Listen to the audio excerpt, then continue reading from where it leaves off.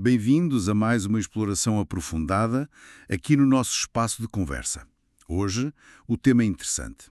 Vamos investigar uma conexão, talvez não tão óbvia assim, entre resiliência académica e espiritualidade.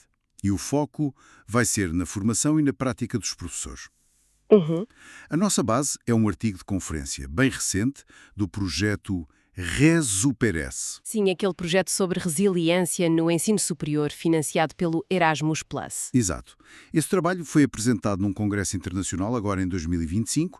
Os autores são José Antunes de Souza Pomiatinski, Geraldo António da Rosa, Carolina Moreira da Silva de Fernandes de Souza e Hugo Mártires. Uma equipe interessante. Pois é.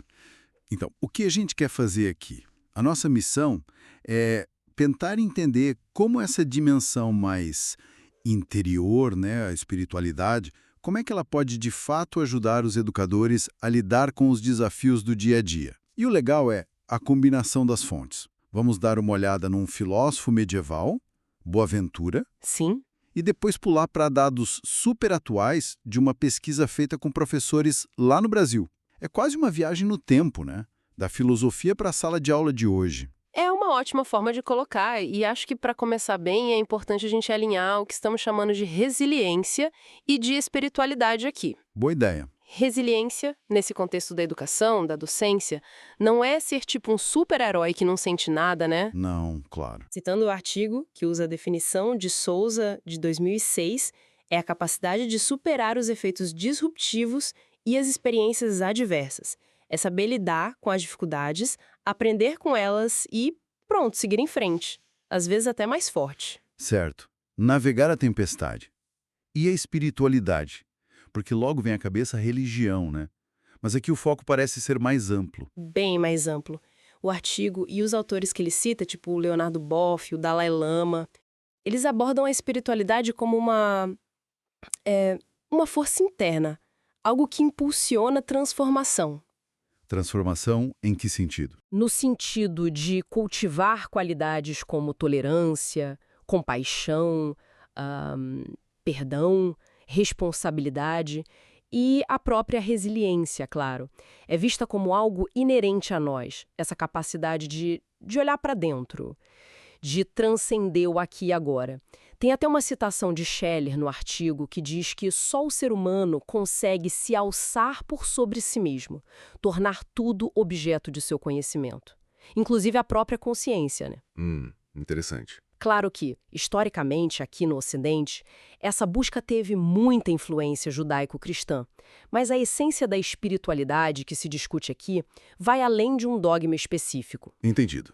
Faz sentido essa distinção. Então, com isso mais claro, vamos para a primeira parte. A tal viagem ao século XIII com Boaventura de Bagno Regi, o doutor seráfico. Isso mesmo. Confesso que a primeira coisa que pensei foi: o que um pensador de 800 anos atrás tem a dizer sobre, sei lá, a pressão por resultados, a tecnologia na sala de aulas, os desafios de hoje? É uma pergunta excelente. E a resposta talvez esteja na visão superintegrada que ele tinha do conhecimento.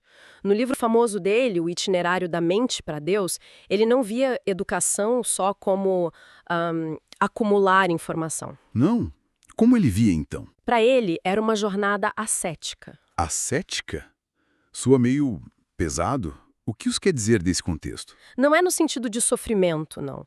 É mais como um caminho de disciplina interior, de crescimento que envolve tudo. O intelecto, a moral, o espírito. Tá tudo ligado. Ele achava que a reflexão, olhar para dentro, era fundamental para despertar as faculdades da alma. Ele falava da memória. Memória? Dá o sentido, sabe? Conectar com algo mais duradouro. Pra gente não ter que aprender tudo de novo a cada passo. Entendi. Uma memória mais profunda? Isso. Depois, a inteligência. A capacidade de entender, de raciocinar, que ele via como dependente de uma ideia, de um absoluto para dar sentido às coisas criadas. E, por fim, a vontade. A vontade de quê? A vontade como a nossa capacidade de escolher o bem, de se guiar por um bem maior, por princípios justos. Memória, inteligência, vontade. Ferramentas para o crescimento interior. Exatamente. E ele via essas três como um reflexo da trindade na alma. Olha a profundidade da integração que ele propunha. Nossa. O ponto central para Boaventura é que filosofia, espiritualidade, educação não eram caixinhas separadas. Aprender sobre o mundo era também aprender sobre o Criador. A criação era um espelho da verdade divina. Então, ensinar e aprender eram como Oportunidades para um conhecimento mais profundo. com um propósito maior. Precisamente. Oportunidades de acessar verdades mais profundas. E qual era o propósito final disso tudo? Onde ele queria chegar? No amor. Tem uma citação ótima de Rodrigues, no artigo, que diz: para São Boaventura, o fim último de todo conhecimento é o amor. O amor. Sim, a filosofia, a ciência eram caminhos. Caminhos que podiam levar à fé, a uma conexão mais real. Tentar um conceito curioso que o artigo menciona: o conhecimento saporativo. Saporativo. Tem a ver com sabor. Isso mesmo, vem de sapor, sabor. A ideia é que a sabedoria verdadeira, aquela que tem sabor, que é sentida, ela aumenta conforme a pessoa se alinha afetivamente com o bem, com Deus. O que para ele exigia um certo desapego das coisas mais mundanas, para focar no que realmente importa. Que visão! Então, para Boaventura, a espiritualidade não era um extra. Era o coração da educação. O que dava sentido, direção e o objetivo final era o amor. Exato. E o artigo também menciona que isso não era só ficar esperando, né? Tinha um esforço humano envolvido.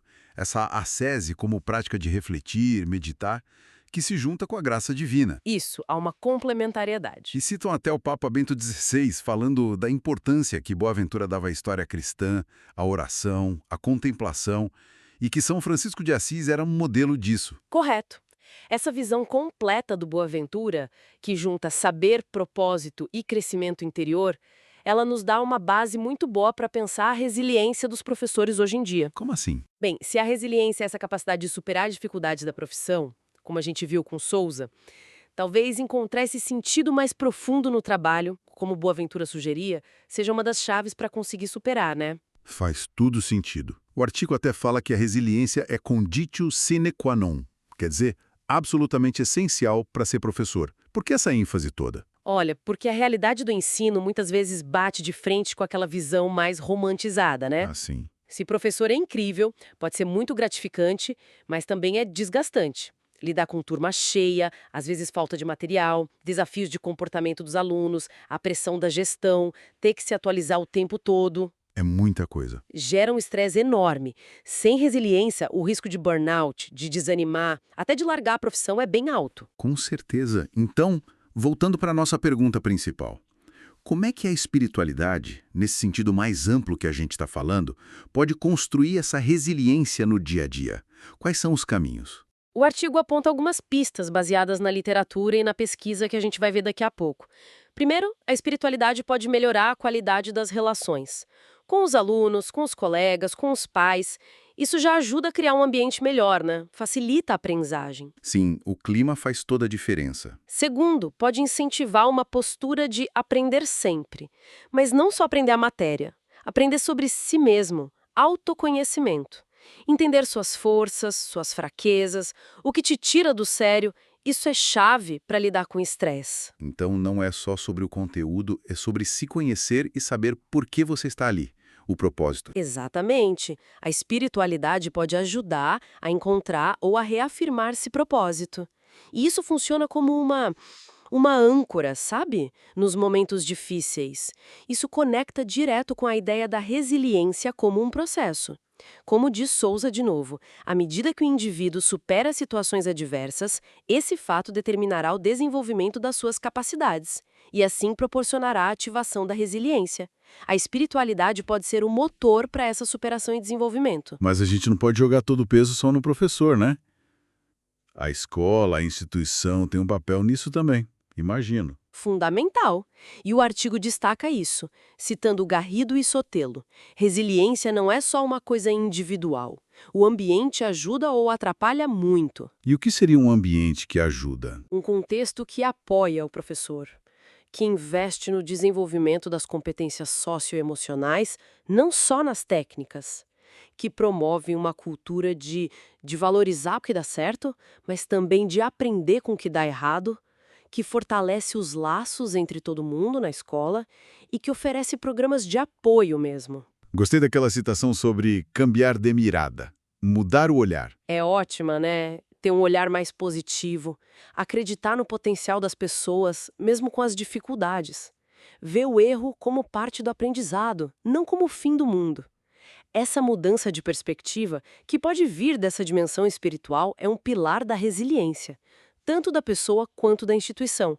Olhar o lado bom do erro e do acerto. Ok, então a gente tem a base filosófica lá com Boaventura, essa visão integrada, temos a teoria da resiliência, a importância do ambiente, agora vamos para o chão da escola.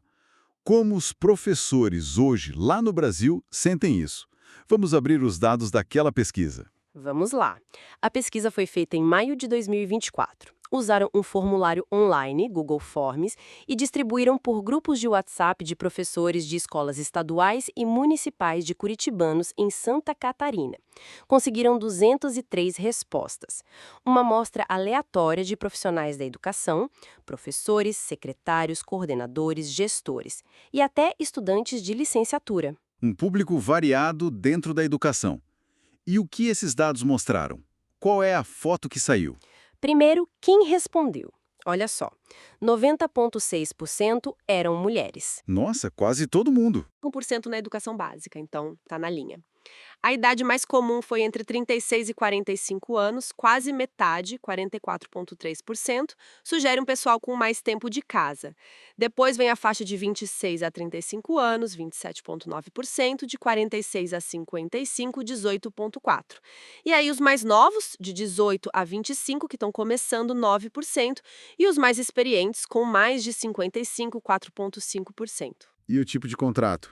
Efetivo, temporário? A maioria era efetivo, 44,3%, ou contratado temporário, 32,5%.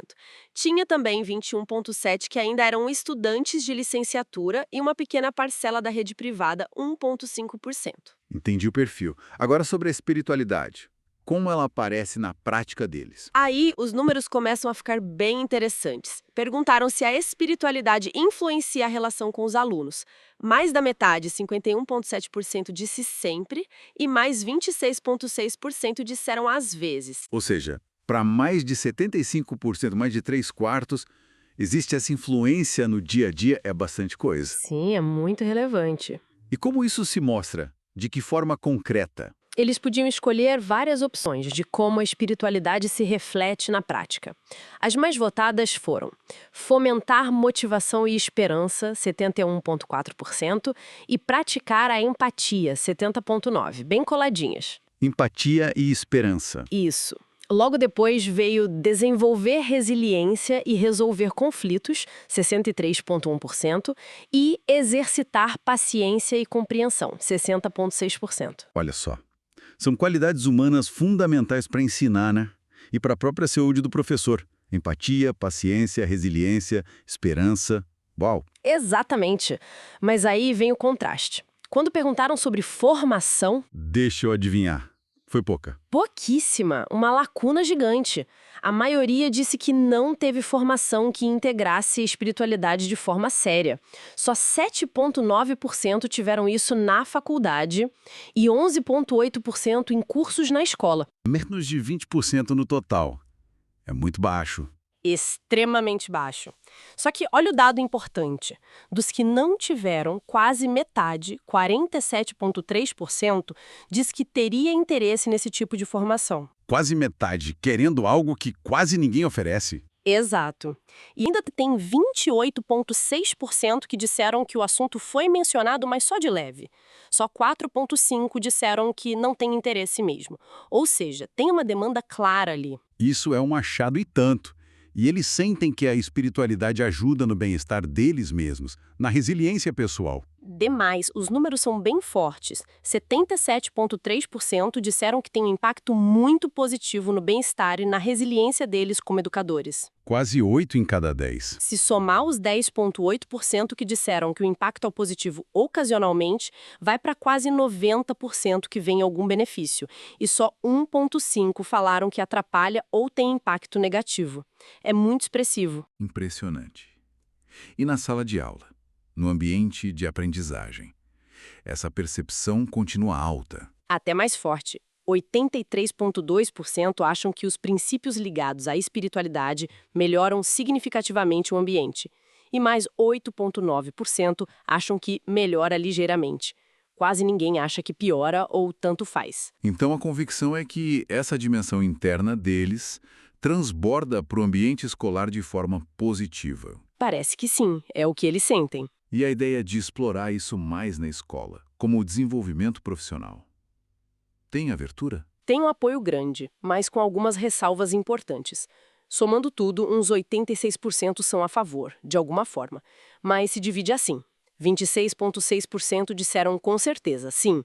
29,6% disseram sim, se for de forma aberta, acolhedora, e 30,5% disseram sim, mas tem que ter cuidado para separar espiritualidade de religião. Ah, essa distinção de novo. É um ponto sensível, né? Muito.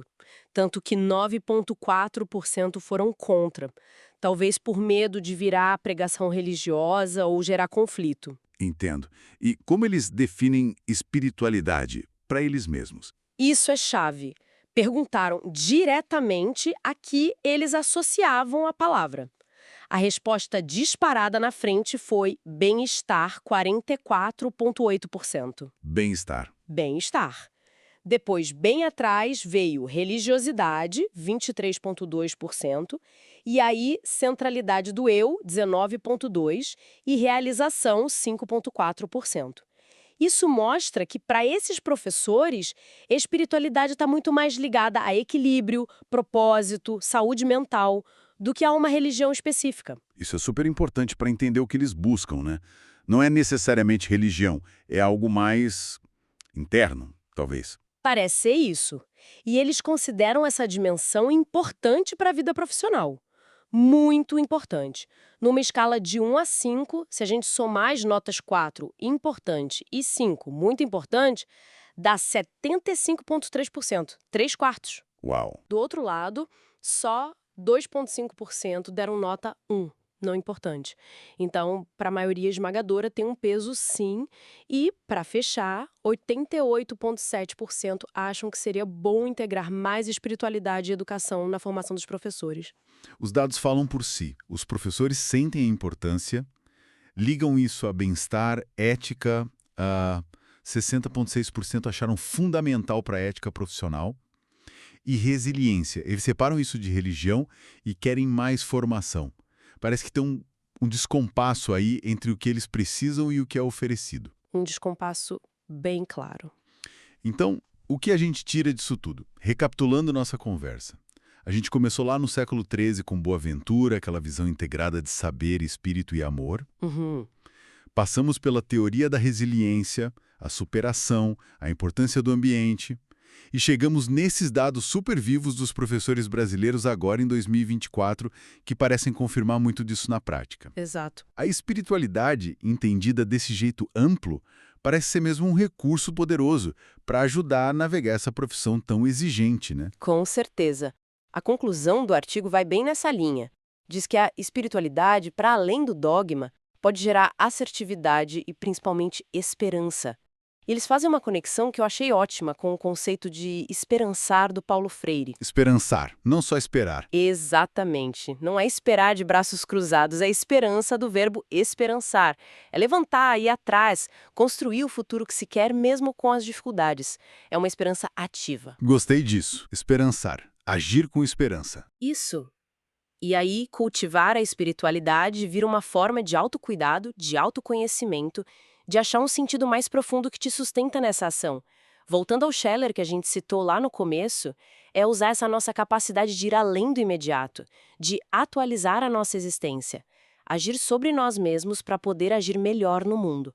A espiritualidade seria um motor para essa atualização constante que a resiliência pede. Uma visão que enriquece muito, né?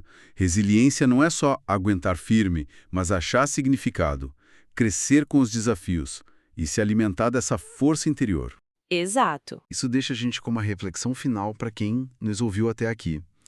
Essa pesquisa mostrou uma ligação forte entre vida interior, espiritualidade e a capacidade de lidar com desafios, a resiliência, na educação.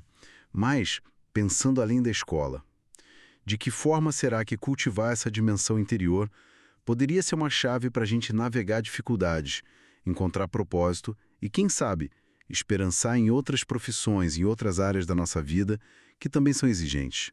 Uma ótima pergunta para a gente levar. Fica aí a reflexão.